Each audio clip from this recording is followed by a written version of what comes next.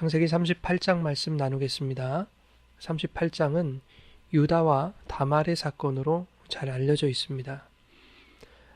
그러나 창기이기를 자청한 며느리와 그녀를 범하는 시아버지 사이에서 쌍둥이가 태어났다라고 하는 이 불경스러운 이야기는 많은 교회들의 설교들에서 외면을 받아왔습니다. 또 불결하게까지 생각될 정도로 입에 올리기가 민망한 내용들이 대부분이기 때문에 성도들 또한 이 본문을 대충 읽고 빨리 지나가자라는 식으로 그렇게 이 본문을 대했을 것입니다. 이러한 이유들로 인해서 본문이 전하고자 하는 복음의 메시지가 제대로 전달되지 않은 것은 매우 안타까운 일입니다. 그러면 오늘 본문이 왜 복음인지 그 이유를 오늘과 내일에 걸쳐서 찾아가 보도록 하겠습니다. 오늘은 1절에서 11절을 중심으로 살펴보고 내일은 그 이하의 내용을 살펴보면서 최종적으로 정리하도록 하겠습니다. 유다와 다말의 사건이 일어나게 된 원인을 추적해보면 유다가 형제들을 떠나 내려가서 아둘람 사람 히라와 가까이 했다라는 것부터 시작됩니다. 그리고 가나안 여인과 동침하여 자식을 낳게 되는 것이죠. 하나님은 언약 백성들이 다른 혈통과 섞이는 것을 원하지 않으셨습니다. 그래서 아브라함이 자신의 아들 이삭의 아내를 찾을 때에도 가나안 여인 중에 택하지 않고 그의 종을 저 멀리 고향 땅까지 보내서 같은 혈통의 여인 리브가를 데려왔던 것을 우리가 다 기억합니다. 아둘람이라는 곳은 가나안 땅에 속한 옛 왕도 가운데 하나였습니다. 그런데 유다가 지금 그 가나안 땅에서 친구를 사귄 것이죠. 요즘 말로 표현하면 세상 친구를 사귄 겁니다. 거기서 끝나는 것이 아니라 가나안 여인과 결혼을 했다라는 것이죠. 이것은 뭘 말하는가 하면 세상과 혼인했다라고 하는 것을 의미하는 것입니다. 하나님의 약속의 자녀가 지금 세상과 연합한 것입니다. 세상과 혼인하여 세상의 아들들을 낳은 것입니다. 이것은 우리들의 모습을 고발하고 있는 것이죠. 하나님의 백성이라고 하면서도 수시로 변하는 상황과 형편에 따라서 세상의 소리를 듣고 세상이 보여주는 가치를 탐닉하고 또 세상의 방법과 세상의 수단을 친구로 삼는 우리들의 모습입니다. 유다가 낳은 아들은 엘과 오난과 셀라였습니다. 유다가 큰아들 엘을 위하여 아내를 데려왔는데 그녀의 이름이 바로 다말이었습니다.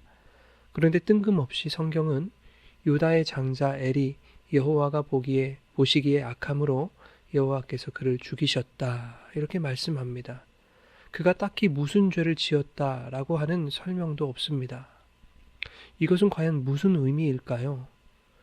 유다가 순수 혈통을 지키지 못하고 가나안 여인과 결혼한 것이 죄라는 것입니다. 그리고 엘은 그 죄의 첫 열매였기 때문에 죽어야 했던 것입니다. 당시에는 형이 죽으면 동생이 형수를 취하는 수혼이 행해지던 때였습니다. 이 수혼을 계대결혼이라고도 하고 또 형사취수제라고 하기도 합니다.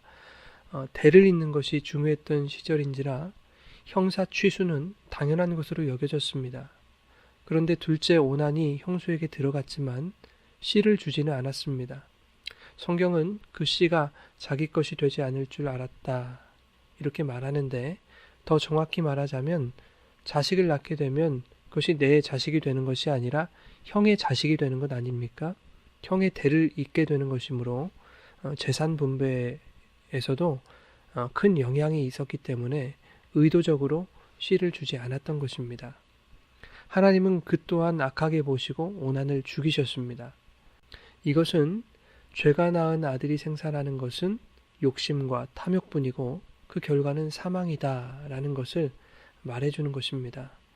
성도들이 때때로 이 세상의 방법들을 옳게 여기고 세상의 방법들을 취하면 설사 그 결과가 아무리 좋아 보여도 하나님은 그것을 악하게 보신다. 그리고 그에 대하여 반드시 심판하실 것이다 라는 것을 애둘러 표현하는 말씀이기도 한 것입니다. 그러니 여러분 어떠한 상황에서도 하나님의 말씀을 통해 하나님의 방법과 뜻을 깨달아 가시기를 원합니다. 이제 형사 취수제에 의해서 셋째 셀라가 형수에게 들어가야 할 차례가 되었습니다. 그러나 아버지 유다는 셀라도 첫째 형, 둘째 형과 같이 죽임을 당하게 될까봐 염려가 됐습니다.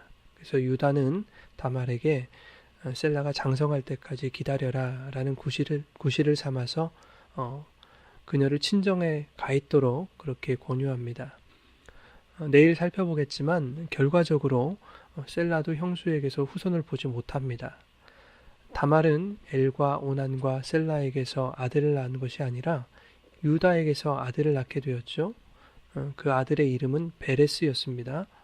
룻기 4장 18절 이하에 보면 베레스의 계보가 소개되고 있는데 그 안에는 보아스, 이세, 다윗이 들어가 있죠. 바로 이 혈통에서 예수 그리스도가 나신 것입니다. 다말에게서 유다의 아들들의 후손이 나오지 못하고 유다가 직접 자신의 후손을 보게 된 것은 예수님이 약속의 혈통에서 나서야 했기 때문입니다.